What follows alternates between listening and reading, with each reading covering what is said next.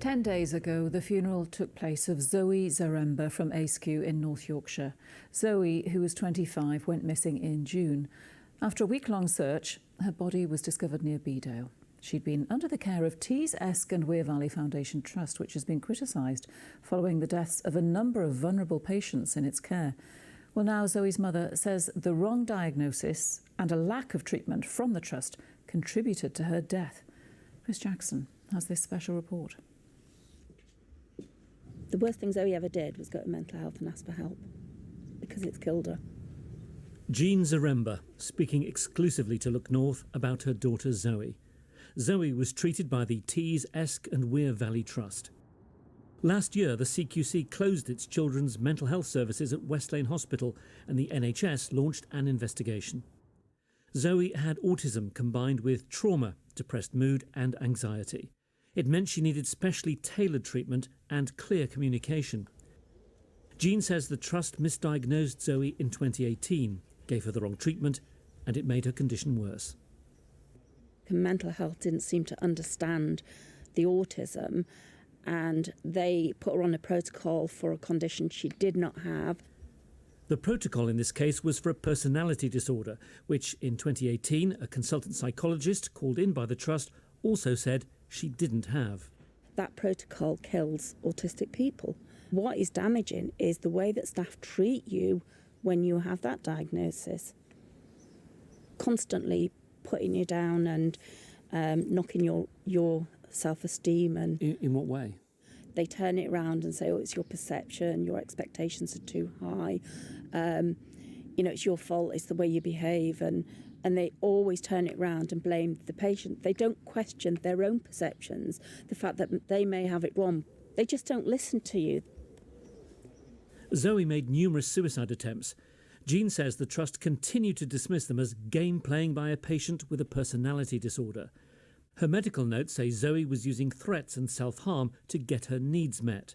But Zoe wrote in the margin, "You don't understand, I literally want to die." They also say there's a risk of death by misadventure as she continues to overdose. Again, Zoe wrote in the margin, "Not an accident, I want and intend to die."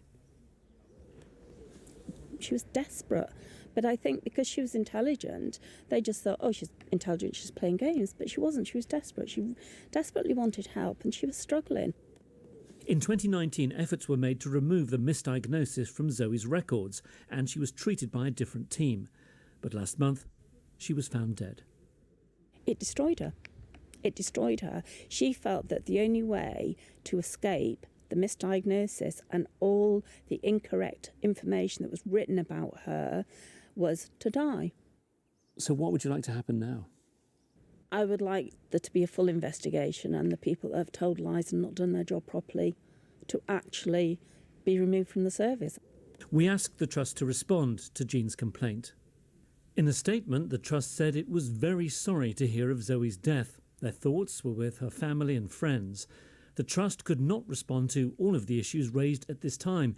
It will be carrying out a review of Zoe's care and treatment. It will listen to concerns about Zoe's diagnosis, care, and how we could have improved this. It had been in touch with her family and asked them to tell the Trust about these serious concerns in more detail. Zoe Zaremba. Her body was discovered near Bedale in North Yorkshire on the 21st of June. Chris Jackson, BBC Look North, Askew, North Yorkshire.